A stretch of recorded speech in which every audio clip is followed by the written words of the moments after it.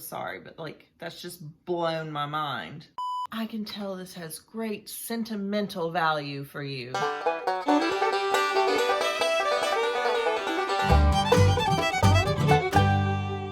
Hello, lovely friends. How are you doing today? Great. Me too. Thanks very much for asking. This week on Becca's Brit-tucky book vlog, I'm going to share with you the Britbox offerings available to us Anglophiles in the US. Now, there is a concept known as Britbox in the UK. It's a streaming service. However, we don't get the same expansive catalog of movies and television that Brits get in the UK. Our version of Britbox is a little bit more limited, so I'm going to take you through it and show you what we actually have access to via Britbox in the US. I've had a Britbox subscription for a couple of years now, and I do watch it fairly regularly. It has some good stuff on there. I'm looking forward to the day when we get a lot more content, but for now, it's fine. It does have some things that are not available on Netflix or Hulu, so for $6.99 a month, I think it's fine. I'm going to take you through all the programs A to Z because there aren't that many in the grand scheme of things. We're not talking Netflix level here. Just a few that jump out. 24 Hours in Police Custody. Love that show. John and I watch it. The newer episodes are on in the UK. I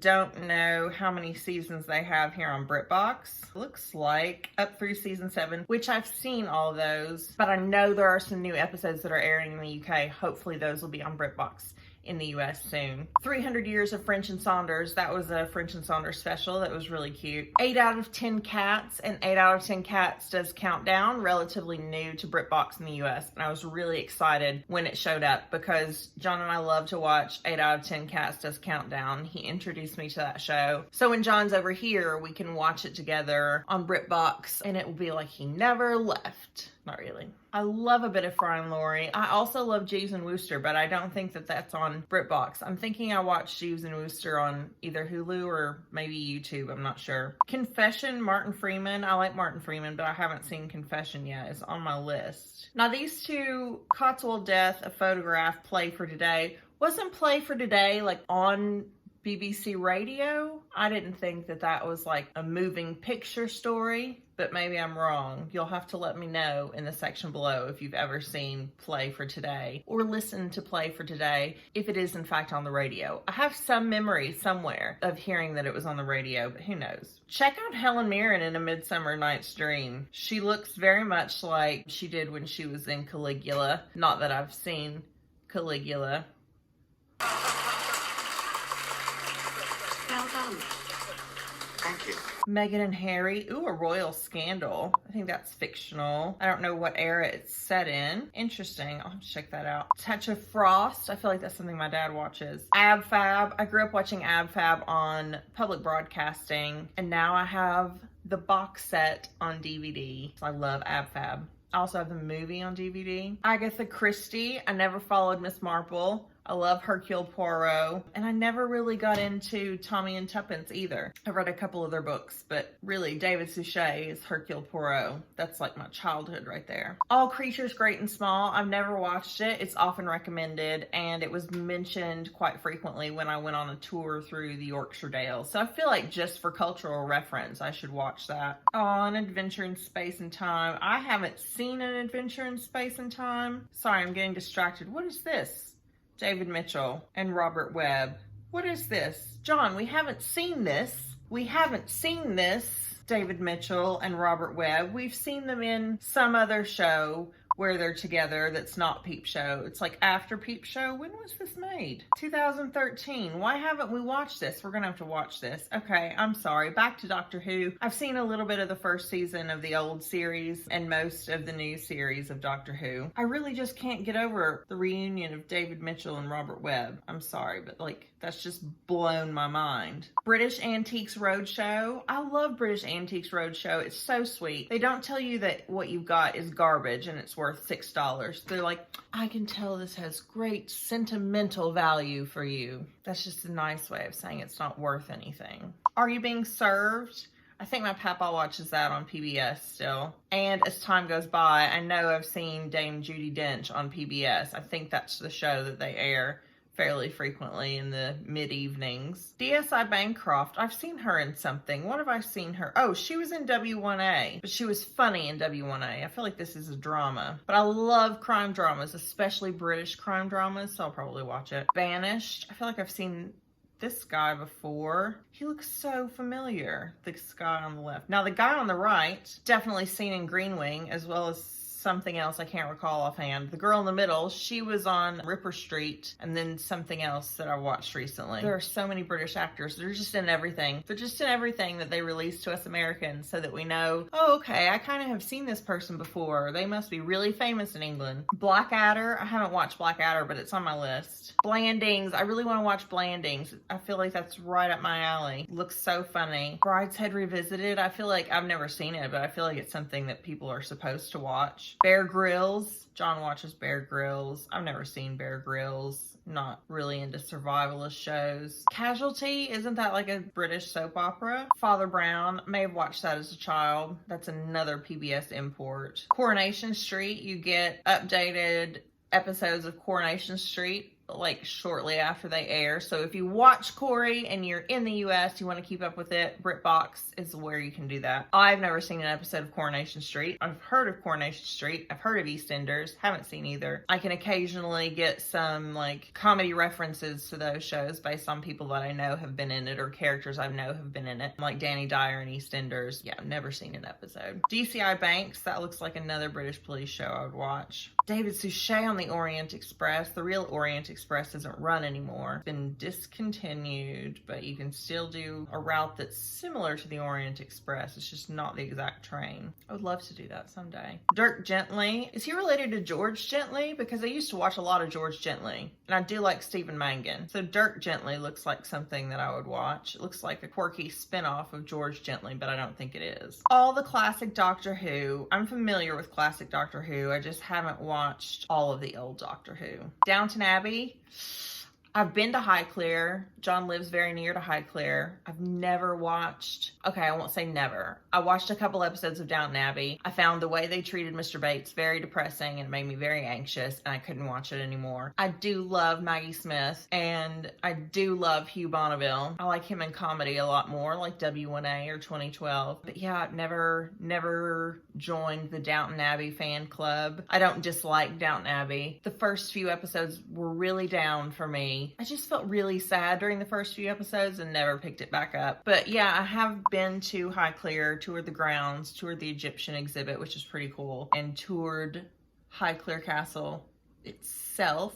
There are obviously a lot of Downton Abbey references, but even if you're not a fan of Downton Abbey, it's a really beautiful place. Emmerdale, is that another soap opera? Escape to the Country. I've never made it through an entire episode of Escape to the Country without falling asleep. Love the show, I just can't stay awake. So if I know that I'm having trouble sleeping, I'll turn on Escape to the Country. Fawlty Towers, I love Fawlty Towers, and I don't think it's on Netflix anymore. Gavin and Stacey, I haven't seen. Oh, Gardener's World. John loves Gardener's World. He loves Alan Titchmarsh.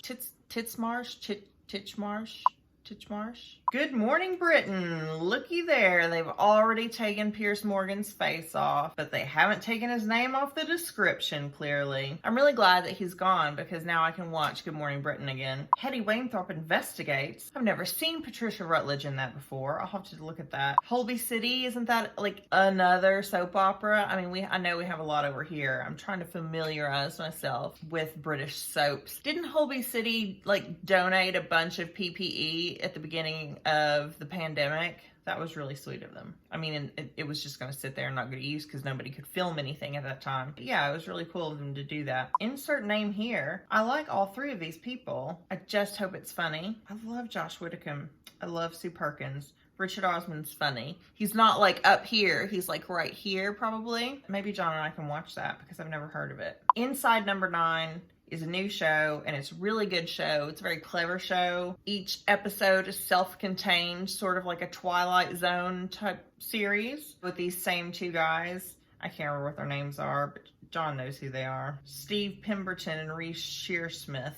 Very clever. Some of them are kind of dark, but not quite as dark as Black Mirror. Inspector Morse, I haven't seen. Jane Eyre, I'm not a huge fan, but you do you. I haven't seen it, but I'm sure it's fine. Keeping Up Appearances. I've seen all of Keeping Up Appearances at least 3 times. Love Keeping Up Appearances. Kirsty's Vintage Home. I think I've seen an episode of that. It's like about sewing, and I really like watching things about sewing, so I need to bring that back. Last of the Summer Wine. That's another one that my papa watches. Paul Hollywood meets Aston Martin. No thank you, please. I put up with Paul Hollywood because he's on Bake Off, but I don't love Paul Hollywood. I think he's kind of skeezy. MI5. Doesn't MI5 have a different name in the UK than the US? Isn't it called something else depending on where you are? Mary Berry's Absolute Favorites. Ooh, I need to look at that and get some ideas for things to bake. Midsummer Murders, I've never gotten into, but my aunt really loves it and I need to watch it. Mock the Week. I prefer Have I Got News for You, but Mock the Week is still a good show. Mr. Bean. I grew up with Mr. Bean. My little girl has Mr. Bean's teddy that I got for her when I was in the UK for the first time. But I will always love Mr. Bean. Newzoids. This looks like, what's that show? There's another puppet animation show that's like really gross. And I can't remember what it is, but John knows. Oh, there's an animated Ant and Dec. Maybe if this one's less gross than the other one, we could watch this, but I can't watch the other puppet news show. Not the 9 o'clock news looks really funny. I have that on my list as well. I've never seen it. Only Fools and Horses. I've heard that's good. I know a lot of my followers have suggested that. Our Cops in the North. Have I seen that? I love cop shows. Pointless. I've heard of Pointless. I've never watched Pointless. I know Josh Whittaker won a Celebrity Pointless, but that's all I really know about it. Prime Minister's Questions. I do watch sometimes, especially if there's going to be like a really hotly debated issue. I didn't really watch Prime Minister's Questions for a while with everything going on in the world. It was much too depressing, but I have watched it a little bit. Quirk. Quirk's on here now. Oh, I love Quirk. Quirk is Gabriel Byrne, and it was a really, really good show, but they only did the first 3 books in the series, so there's a whole book series about Quirk. They only made the first 3 into like a little mini series, and it was really good. I wish they would have done more. Red Dwarf. John and I watched a little bit of Red Dwarf. John loves Red Dwarf. He's introduced me to it. I haven't seen a whole lot of it, but I would like to watch some more. River I watched for the first time on Netflix. I absolutely loved it. Psychological thriller, Nicola Walker. It has a Skarsgård in it. Pretty much anything with a Skarsgård is going to be good, right? Rosemary and Thyme I have watched. I don't love it as much as Keeping Up Appearances, but it was clever. No thank you, Sense and Sensibility. I'm just not a Jane Austen person. Shakespeare and Hathaway, I think that's shown on PBS here in the US as well. I think Dad has watched that show. He asked me about it. League of Gentlemen I haven't seen, but I feel like I should. The Lights Before Christmas,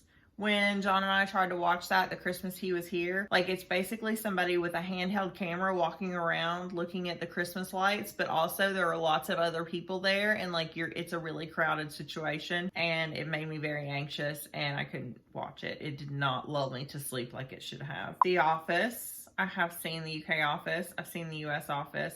I can't really compare them. They're 2 totally different animals to me. 6 Wives of Henry VIII. I have a book about 6 Wives of Henry VIII by Alison Weir, who's a Henry VIII historian. I bought it when I was in high school, and that like just sort of fed my obsession with the UK. The Thick of It. Oh, The Thick of It. I love that show. It's also a movie related to a movie called In the Loop, but it's written by the same guy who wrote Veep, starring Julia Louis-Dreyfus. I love both of those shows. Some of the characters kind of overlap in the movie, In the Loop, but the humor is very much the same. It's very dry. It's very funny. Please check it out, especially if you're an American who liked Veep. If you're a Brit who liked The Thick of It, please check out Veep. It was on HBO in the US, and I know you don't have HBO. I don't know what it would be on. Maybe Amazon Prime. Prime had some HBO shows, but if you can find it, please watch it. It's hilarious. Upstart Crow looks funny. Oh, cool. John, take note. We should watch this. Would I Lie to You? That's a really clever show. I do like that show. I like David Mitchell. I like Lee Mack. Lee Mack's on the current season of Taskmaster. Oh man, David Mitchell should do Taskmaster. That would be hilarious. And last but not least, Yes Minister. I love Yes Minister. I haven't seen Yes Prime Minister because I haven't gotten that far yet, but I do love Yes Minister. It's so clever. And it really holds up, like some of the issues that they're dealing with, and particularly a discussion about the European Union and the UK's role in the European Union. Very topical, even decades later. So that's my take of everything that's available to Americans on Britbox. If you saw anything on this list that you think I should check out, please let me know in the section below. I have an ever-growing watch list of British shows John and I are going to have to wade our way through. Thank you for watching this video. If you liked it, leave a little like, subscribe if you are new, and I will see you next time. Have a lovely day. Goodbye.